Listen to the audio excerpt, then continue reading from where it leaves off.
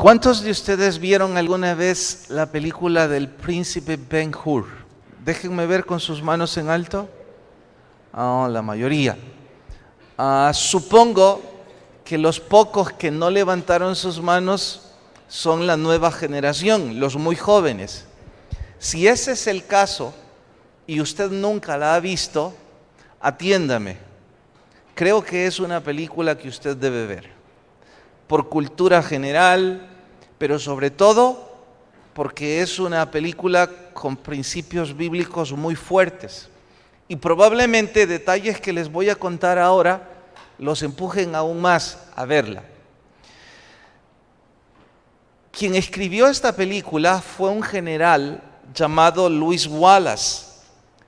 Escribió una novela con el nombre de esta película y dijo que la escribía en honor a su propia vida, porque se identificaba con uno de los personajes.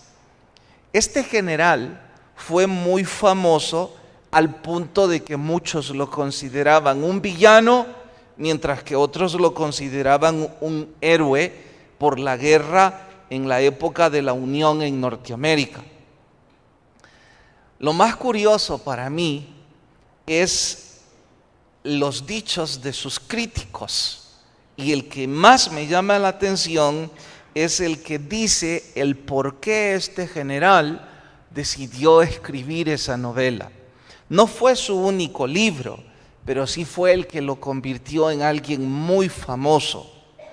Él dice que en su formación militar estaba convencido de que la resurrección era un fraude de la historia y que debido a sus odios y a su espíritu de guerra, todo eso no era más que una patraña que alguien había inventado. Ya que era muy letrado y amante de escribir, decidió escribir un libro para demostrar el grande fraude histórico llamado resurrección. Era un hombre muy letrado y sus investigaciones no se quedarían a simples opiniones. Decidió, con todos los recursos que de sobra los tenía, hacer una muy amplia investigación. Cuando terminó, concluyó: las pruebas legales son irrefutables. Yo mismo, dijo, decido rendir mi corazón al Cristo resucitado. Y en honor a Él voy a terminar esa novela, pero con algunos detalles muy distintos. Creo que de las películas que alguna vez he visto, esta es una de las más hermosas en cuanto a argumento espiritual. Y cuando uno descubre que quien la escribió estaba investigando para decir que la resurrección era un fraude y termina escribiendo una novela que ha sido famosa en los últimos 40 o más años, pues sin duda el detalle que la convirtió en grande fue la resurrección de nuestro Señor Jesucristo. Inicio con esta nota porque, al igual que el general, muchos son los que dudan de la autenticidad de la resurrección de Cristo. Son muchos los que se ven impresionados cuando, ya sea en los libros de ciencia o de ficción, aparecen argumentos para desvirtuar la resurrección. Yo diría que uno de los que más golpeó en los últimos años fue precisamente otra novela llamada El Código Da Vinci, en donde hay argumentos en donde se niega la resurrección de Jesús, y muchos se sorprenden al punto de decir: ¿tendrán razón o no tendrán razón? Porque una serie de argumentos intelectuales llevan a otros intelectuales a pensar fuera de la fe. Tengo algunos detalles que podría compartir al respecto, pero más bien digo, ¿cómo puede un fraude histórico provocar una fe en donde miles prefieren ser devorados por los animales en un circo romano antes que negar la fe en el Cristo resucitado? Usted puede creer lo que usted quiera, pero para mí jamás un fraude histórico va a provocar en mí que yo arriesgue mi vida por un fraude o por lo que otros dicen. Estoy convencido que solo una fe que humanamente no puede explicarse puede empujar a miles de personas a permitir que sus hijos mueran al igual que ellos antes de negar a Jesús. Eso es lo que Roma les exigía, su vida a cambio de negar al Cristo resucitado. Ellos creyeron, si empezamos a asesinar cristianos, van a sentir temor y entonces ellos van a negar ese Dios. Lejos de eso, eran muchos más los que seguían confesando a Jesús como su Dios. Pero si eso no es suficiente, pregunto, ¿cómo puede un fraude histórico conseguir que 2000 años después, cientos de miles alrededor de todo el planeta sigan abrazando la fe en el Cristo resucitado? Después de 2000 años, un fraude histórico no puede tener tanto poder. Es únicamente el poder del Cristo resucitado. Una creencia sin fe es simplemente un ejercicio intelectual que no dejará más que un logro académico, pero la creencia en la resurrección de Cristo provoca una nueva sociedad que se llamó la Iglesia de Cristo y sigue impactando hoy día. En nuestro sermón de hoy vamos a ver algunos detalles de la resurrección del Señor, y por eso es que titulamos a nuestro estudio Curiosidades en la resurrección. Vayan a Juan capítulo 20. Juan capítulo 20, verso 1. Curiosidades en la resurrección. Se ponen de pie, por favor, en cuanto lo encuentren. ¿Listas sus Biblias?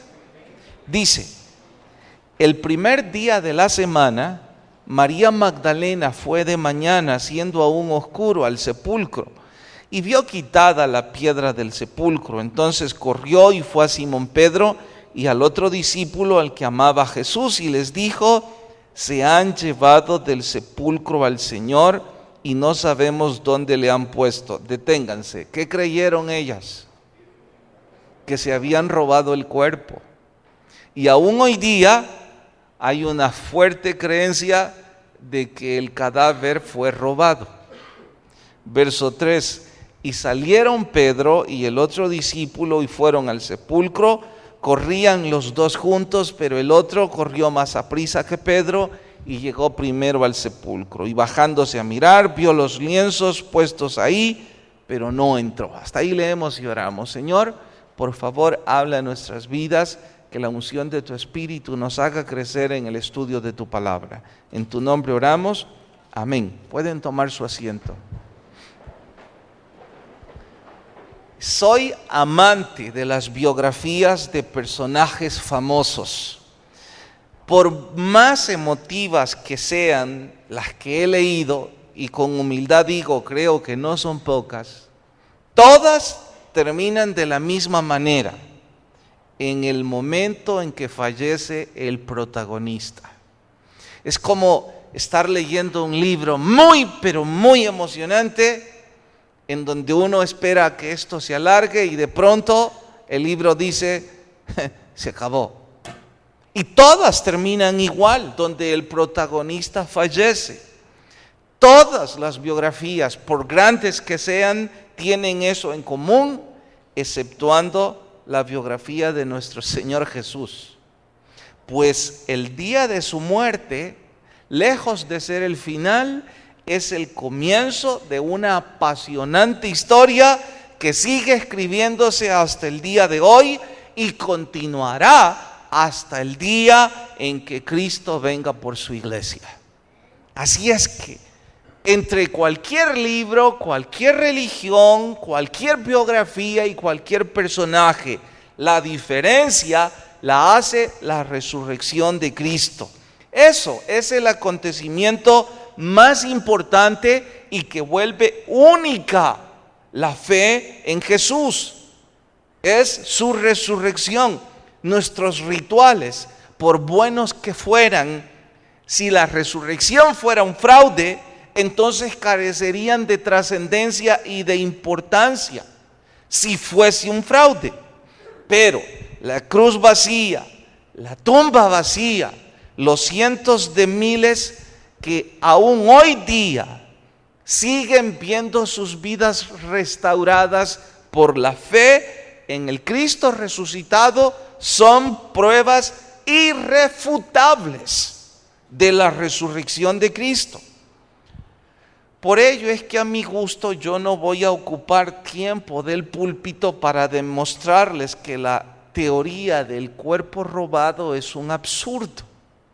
Hay otras, también existe la teoría del desmayo y cosas semejantes.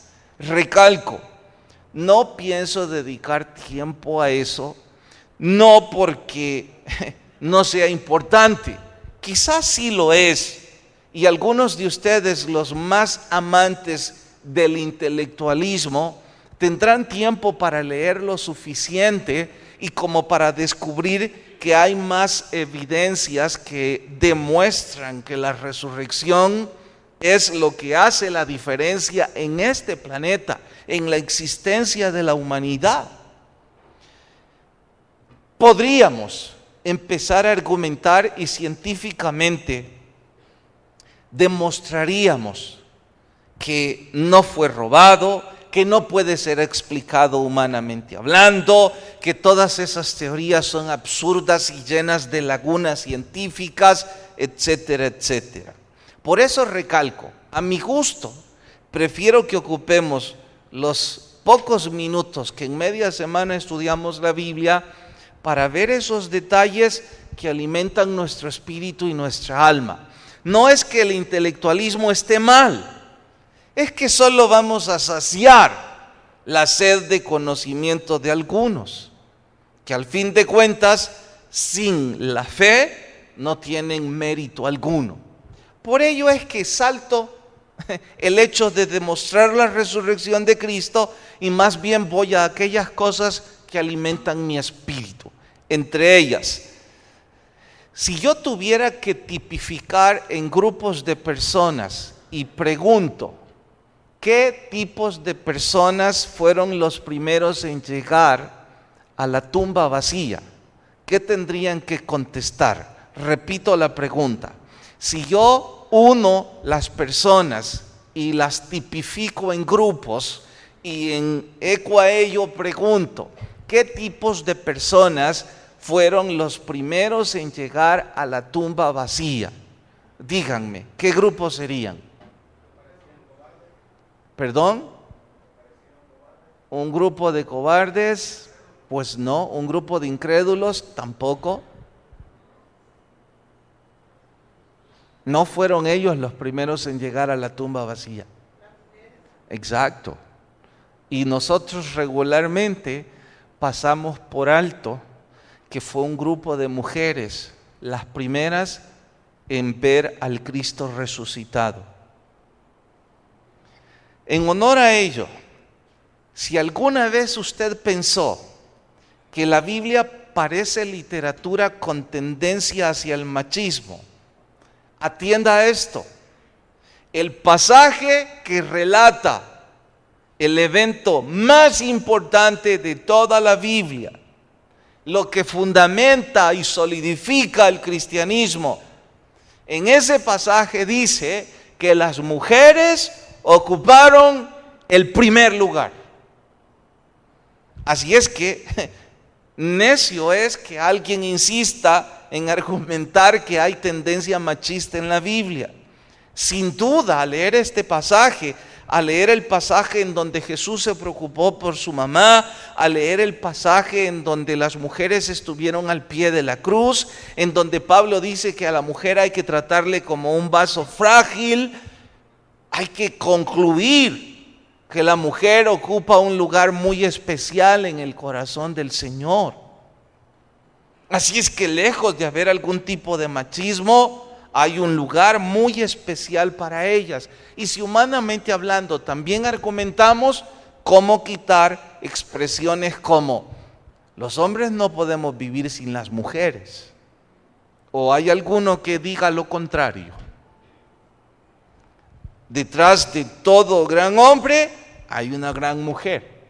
La mujer es el sexo fuerte. Ya no es cierto eso de que, nunca fue cierto, de que fuera el hombre.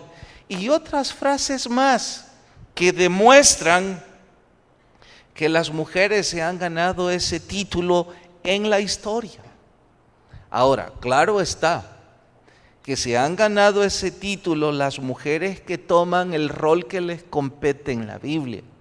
Y cuando hablo del rol, estoy hablando a mujeres que la Biblia describe como, entre otras cosas, mujeres humildes, mujeres prudentes, mujeres que se han entregado a la causa de Cristo y que sus familias han sido heredadas por ellas en la fe de Jesús.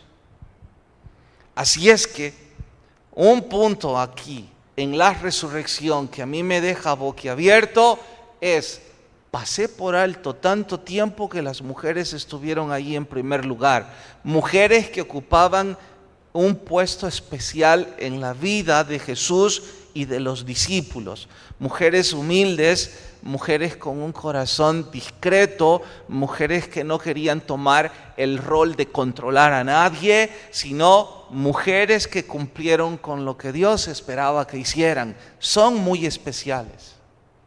Y su herencia trasciende por la eternidad, porque son las mujeres que heredan a sus hijos el temor a Dios con su propio ejemplo. Mujeres que enseñan a sus hijos y a su familia la discreción, la prudencia, el no responder. Son las mujeres que se describen en la Biblia como en primer lugar. Y ocuparon un especial lugar en la resurrección de nuestro Señor. Sirva esto, aunque no es mi intención congraciarme con las mujeres de la iglesia, pero sirva sí como un reconocimiento del lugar que ustedes ocupan en nuestra congregación y en nuestras familias. Y que si por cualesquiera razones alguna vez se sintieron discriminadas, lastimadas, ofendidas, no tiene que ver eso con el patrón bíblico. El patrón bíblico establece que ustedes tienen un lugar muy especial en la palabra del Señor. Ocuparon un lugar muy especial en la vida de Jesús y ocuparon un lugar muy especial en la formación de la iglesia de Cristo. ¿Sabe que con los discípulos ellas también estaban ahí? Recalco, mujeres entregadas a la causa del Señor. Sus familias, sus hijos, su esposo podían dar testimonio de eso. Mujeres con un servicio altruista, un servicio espiritual. Habrá que preguntar a todas las mujeres que ahora aquí están, si están siguiendo ese ejemplo. Y que entonces no sorprenda a cualquiera que sea una consecuencia distinta. No están siguiendo el ejemplo. Pero bueno, dije que eran dos grupos de personas. ¿Cuáles serían el segundo grupo de personas que llegaron a la tumba? Si las mujeres ocuparon el primer lugar, ¿quiénes ocuparon el segundo lugar? ¿Los hombres? No. No los sacerdotes. Sí, pero no dicho de esa forma. Los amigos, sí, pero no dicho de esa forma. ¿Nota cómo también pasamos por alto algo tan importante? Pasamos por alto que eran mujeres y también pasamos por alto que el segundo en llegar ahí fue un muchacho. Fue Juan. Si usted revisa más tarde en casa con detalle este y los pasajes paralelos, sonreirá de la prisa que él tenía para ver la tumba. Descubrirá con cierta sonrisa que el que salió impulsivo primeramente fue Pedro, pero rápidamente Juan lo superó. Y si usted se pregunta, ¿y por qué lo habrá superado? La diferencia de edades. Pedro fue el impulsivo, Juan tomó ánimo a ver a Pedro, corre de acuerdo a su edad, llega antes que Pedro, está a punto de entrar, ve desde afuera, no tiene suficiente valor porque le falta experiencia, le falta madurez, le falta carácter y dice, ahí debe venir el viejito, mejor lo espero y que entre el primero. Pero era un muchacho, el segundo en llegar hasta ahí. Recuerdan que en el estudio del domingo varios de ustedes estuvieron de acuerdo conmigo que el mejor de todos los apóstoles, según lo que la Biblia registra, es Juan. Y esto es lo que a mí me sorprende. Era el único muchacho dentro del grupo de los discípulos, seguro al que vivían haciéndole bromas, el bebé. A este no lo van a dejar salir. Miren, ayuden al niño. Y no sé, y si alguien está a punto de pensar, oiga, pastor, ¿usted cree que entre los apóstoles bromeaban?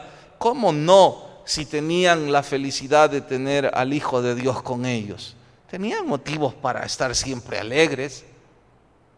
Y puedo imaginar en un grupo de hombres adultos teniendo un muchacho, seguro siempre estaba ahí como el blanco de las bromas. ¿Qué tiene que ver todo esto con las cosas que enriquecen mi alma y mi espíritu? Descubro, cuando pienso en esto, que los grandes héroes de la Biblia, al igual que Juan, también empezaron su ministerio cuando eran adolescentes. Revise los grandes. La mayor parte, si no todos, eran adolescentes cuando tomaron el desafío de convertirse en gigantes. Y también reparo que en todas las áreas de la vida casi siempre es lo mismo. Que los que terminan convirtiéndose en gigantes es porque desde adolescentes tomaron el desafío, la disciplina, el empeño y el sacrificio para que cuando llegaran a adultos se convirtieran en grandes. A lo mejor el ejemplo no es muy grato para algunos, pero me va a servir. Hablando de deporte, y con las disculpas para los seguidores del Real Madrid, no tiene que ver nada con eso. Pero en estas semanas que pasaron, vi un partido del equipo B del Barcelona. Supongo que algunos lo habrán visto. No soy experto en fútbol, pero les puedo decir esto. A mi gusto, son mejores que el equipo A. Son muchachos que corren como si van a perder la vida. Y me llamó la atención y por eso me quedé a ver los comentarios. De todo ese equipo de muchachos, ninguno era mayor de 17 años, de los que pertenecían a la B. Y yo pensé, 17 años. Y vi a mi hijo, esa es su edad. 17 años y hacen ya eso. Entonces tuve que preguntarme, ¿desde qué edad estos muchachos están con una fuerte disciplina, entrenando qué sé yo cuántas horas al día, corriendo desalmadamente, comiendo con dietas muy rígidas, teniendo un control muy rígido, pueden estar seguros que esos muchachos, ninguno se acuesta después de las 10 de la noche. Pueden estar seguros que sus comidas son muy ¿Saben quiénes pensé, hablando en cuanto a deporte? A los 3 que aparecen en el libro de Daniel. Jóvenes que decidieron no contaminarse con la comida del rey. Por supuesto, eso en el área espiritual. Pero si alguien piensa, pero ¿qué tiene que ver el espíritu con el deporte? Recuerda que los jóvenes de Daniel también superaron las pruebas físicas. Y eran los mejores también como deportistas. No solo en su intelectual, en su con intelectual. Eran también los mejores en su cuerpo. ¿Cuál es la pregunta ahora? ¿Qué van a hacer estos muchachos que tienen 17 años? Estoy hablando de ese equipo. Si ya los ponen a jugar en un equipo un equipo tan grande, que ganan tantos millones, que el mundo entero está pegado a las pantallas cuando ellos juegan, a los 17 años ya tienen todo ese reconocimiento. ¿Qué van a hacer dentro de 5 u 8 años que ya sean hombres de experiencia y con muchos partidos en su haber? Van a ser gigantes. ¿Qué tiene que ver todo esto con nuestro estudio? Ahora mismo aquí en la iglesia hay un grupo no pequeño de jóvenes a quienes les tengo que preguntar, dentro de 5 u 8 años, ¿qué es lo que ustedes esperan hacer en la vida? Pueden estar seguros, bíblicamente hablando, que si a los 15 o 12 años o 17 años no toman el desafío de empezar a correr igual que Juan, nunca van a alcanzar lo que se han propuesto. Entiendo que en esa carrera la inexperiencia, la falta de carácter, la falta de madurez, de pronto los haga temblar, los haga desanimarse o lleguen a lo que se han propuesto y sienten miedo y esperan que Pedro entre primero. Eso es normal de acuerdo a su edad, pero ¿van a empezar a caminar por esa vía? Entiendo también que estén deseosos de disfrutar, estén deseosos de su edad, de conocer la vida. En buena hora todo eso. Pero la pregunta es, ¿están deseosos de también ser grandes para el Señor? Me imagino, debido a que están estudiando, los que están estudiando, que quieren ser grandes profesionales, hombres de negocio, que quieren tener familia, que quieren tener un carro tal como lo han soñado, etcétera, etcétera. En buena hora, ¿podrían contarme qué han soñado para Dios? ¿Y podrían contarme si han empezado a correr por esa vía? Porque seguro se sienten igual que Juan. Este Pedro nunca llega, no me entiende. Es parte de los cambios generacionales, cierto. Pero Juan estaba yendo por esa carrera. Me quedé hasta 17, pero ahora me voy hasta los 30, que creo que aún son jóvenes. Creo que a los 30, si no han alcanzado algún logro académico, de negocios, familiar, qué sé yo, deben estar como un poco preocupados. O los que ya lo alcanzaron deben estar satisfechos. Cualesquiera de los dos grupos. Eso es todo lo que ustedes van a hacer por la vida. Tener un logro académico o de negocios o familiar. ¿Nunca han pensado que eso es bien corto? ¿Nunca han pensado que no es casualidad que nacieron en una familia cristiana? ¿O que sus padres están empujándoles hacia el temor a Dios? ¿No se han dado cuenta que su edad puede ser un tesoro escondido para que el Espíritu Santo les use enormemente y a través de sus vidas cambiar una sociedad de forma completa? Fueron muchachos. Juan era un muchacho cuando escribió todo esto. Él vivenció cada una de estas cosas y las disfrutó al máximo. Al igual que esos muchachos que están en el libro de Daniel. Y si me pregunta, ¿y por qué está recalcando a los del libro de Daniel? ¿Hace cuántas semanas terminamos de leer Daniel? ¿Los que estamos en el método? 3 o 4, no me acuerdo. Pero cada vez que leo ese pasaje, pienso en esos 3 muchachos. Su porte, siendo grandes, aún siendo muy jóvenes, por el temor y por el respeto a Dios.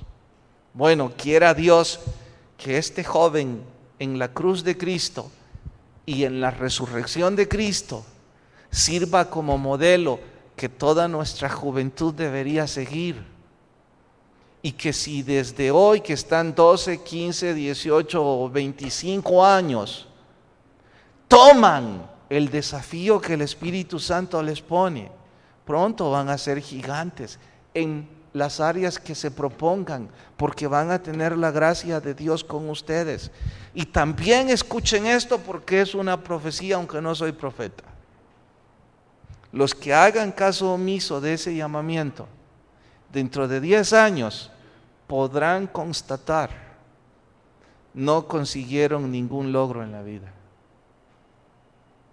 Y la frustración, familias resquebrajadas, carreras truncadas, negocios hechos trizas, de lo que sea. Y yo no soy un hombre con gran experiencia, pero en estos casi 20 años de ser pastor, ya puedo pasar aquí al púlpito ejemplos de los jóvenes que siendo casi niños empezaron a servir al Señor y empezaron a correr por esa vía igual que Juan. Y les puedo mostrar sus logros en todas las áreas de la vida, pero el más especial, su logro espiritual. No lo hago para no ser indiscreto, pero varios de ellos son líderes de la iglesia. Y les puedo mostrar sus fotos cuando eran unos niños. Y también ellos les pueden mostrar sus títulos.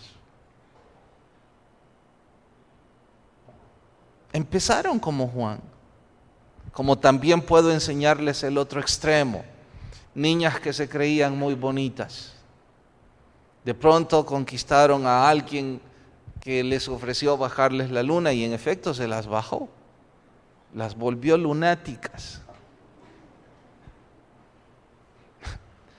Por más que lo digo, yo no sé si me van a creer que su belleza, si les llega a los 30, es mucho.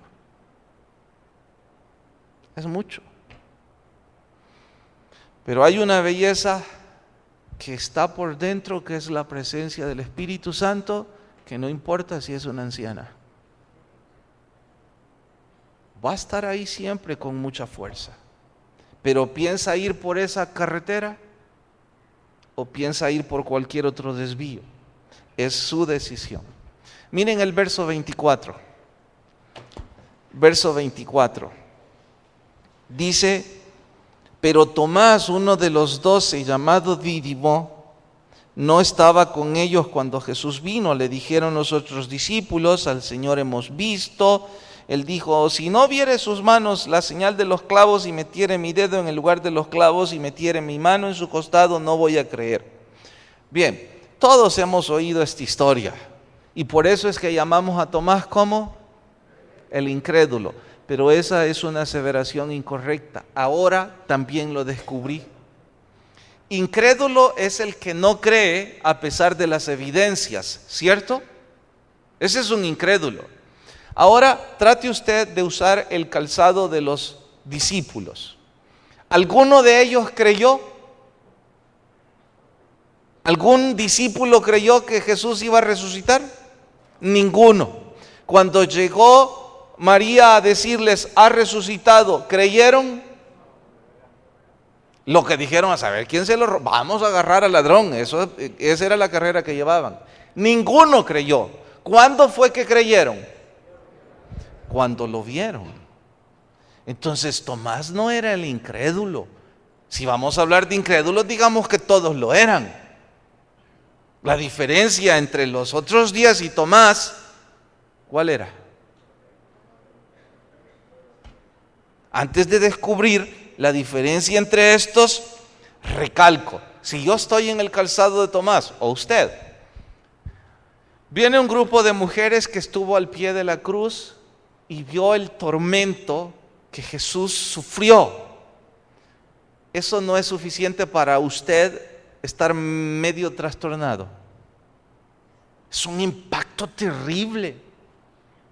A eso súmele, ahí estaba la madre del Señor.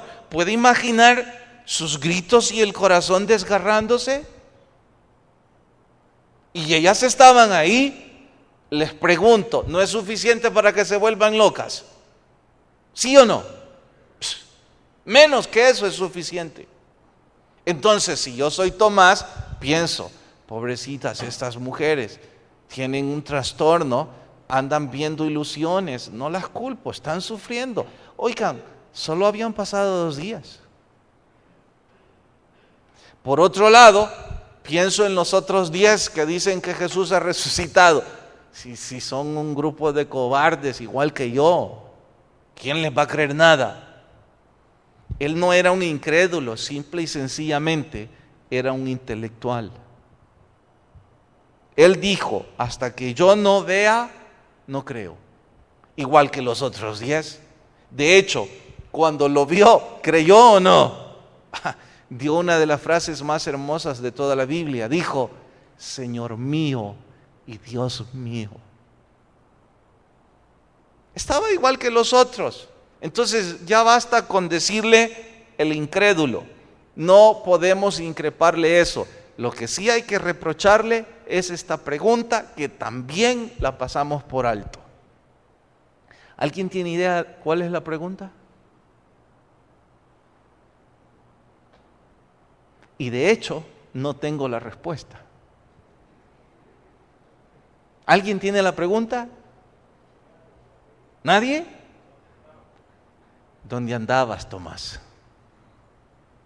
Todos estaban ahí cuando Jesús se apareció, menos el Tomás.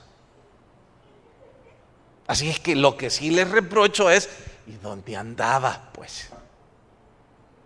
Exactamente como el Espíritu Santo me está diciendo ahora a mí, ¿y dónde andabas, pues?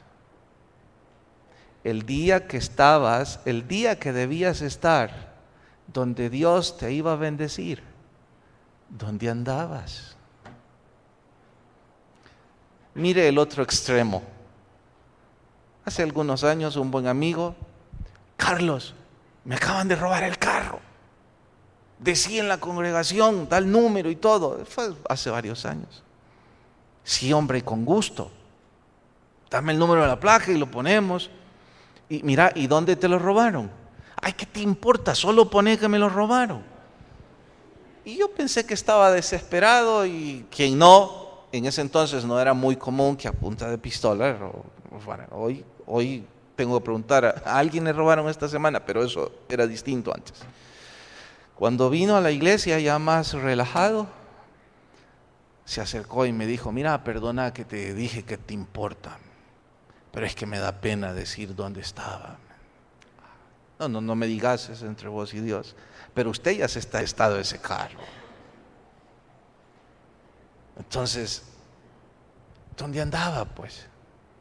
Escúchenme, los que se van a pasear el día del Señor, cuando en su iglesia usted tiene culto, o cuando le toca servir. Escúcheme, usted predicador que le correspondía predicar ese día. La misma pregunta. ¿Dónde andabas, pues? ¿Te perdiste la aparición del Cristo resucitado? ¿Con qué puedes comparar eso? Y te canjeaste que por siempre todos los predicadores te fastidiamos que eras un incrédulo. Yo no sé si hay muchos que defienden a este pobre, pero al menos yo ya me uní a él, pero no en cuanto a dónde estabas. El Señor lo está llamando para prepararse en el ministerio de forma profesional. ¿Dónde está el día que debe estar en teología? ¿Dónde está el día en que se reúne en su ministerio?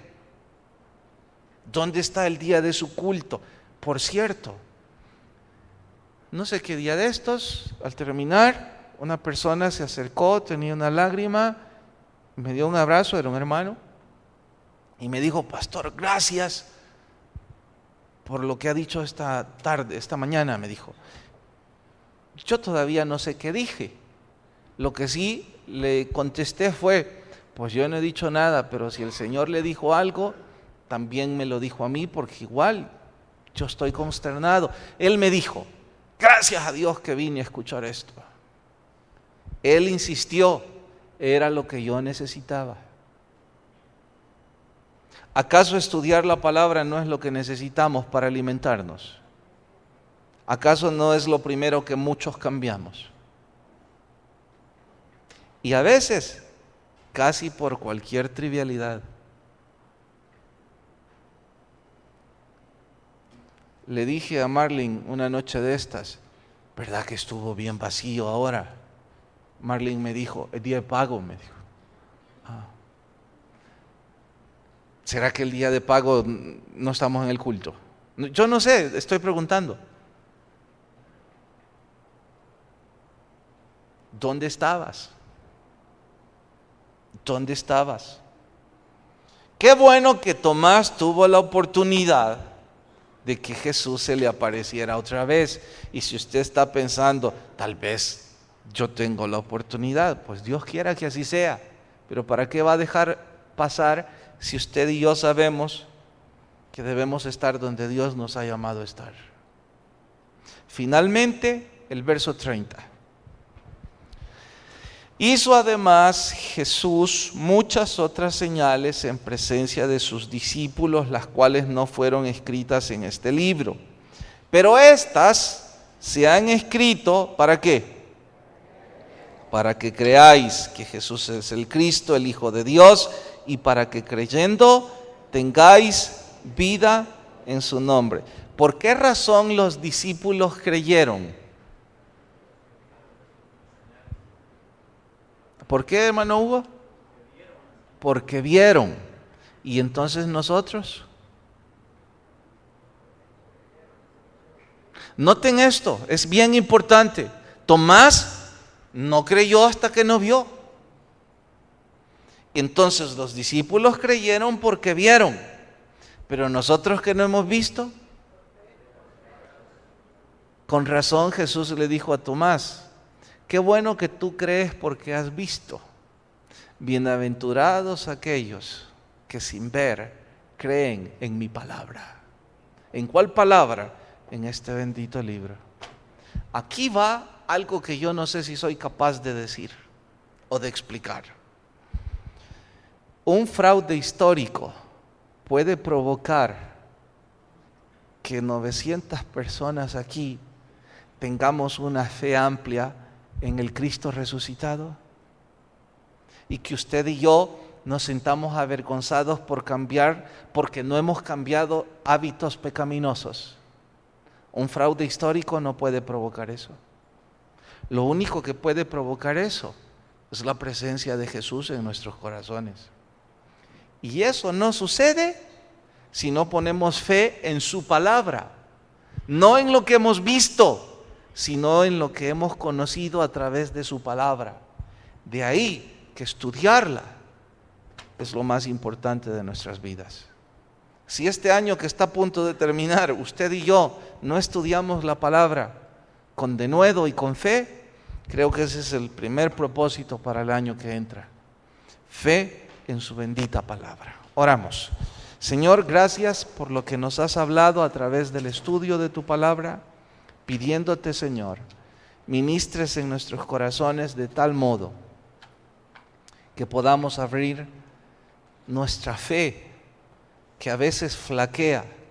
Y Señor, gracias por las mujeres que son de bendición en sus familias, en sus trabajos y en la iglesia. Te ruego, Padre, que haya más mujeres de esas en nuestra iglesia, en nuestras familias, en nuestros trabajos.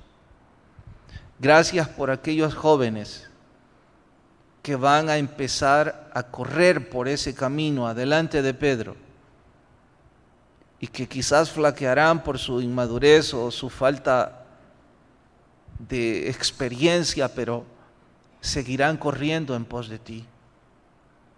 Señor, perdónanos por las repetidas veces que en lugar de estar donde debemos estar, los cambiamos por puras trivialidades y nos alejamos del llamado que tú nos has puesto. Por favor, toca nuestros corazones y que tu Espíritu ministre en nuestras vidas. Ahora que si hay alguien sin Jesús, toque su corazón tan altamente que él o ella puedan venir a Cristo. Mientras todos oran, sus rostros inclinados y sus ojos cerrados, 1 o 5 veces usted estuvo sin Jesús. 1 o 5 veces ha oído. 1 o 5 veces ha sentido en su corazón venir a Cristo. Nadie le pedirá que venga al frente, que le aplaudan o que cambie religión. Esto es entre usted y Dios. Creo que hoy usted está en el sitio correcto porque el Espíritu Santo ocupó a este inútil predicador para decirle: ponga su fe en Cristo. Por lo que si esta noche alguien dice: quiero recibir a Jesús, donde está, levante su mano y déjeme orar con usted. ¿Habrá alguien que levanta su mano y me deja orar con usted? Alguien que dice: yo quiero recibir a Jesús. Alguien esta noche. Alguien que levanta su mano y me deja orar con usted. Padre, si todos los que estamos somos salvos, gracias. Si hubo alguien que no, dale una nueva oportunidad. Despídanos en paz, mas no de su presencia. En su nombre oramos. Amén y amén. No olviden que hay un show allá afuera, unos reyes magos y no sé qué más, además de la comida. Que la paz de Dios vaya con todos. Dios nos bendiga a cada uno.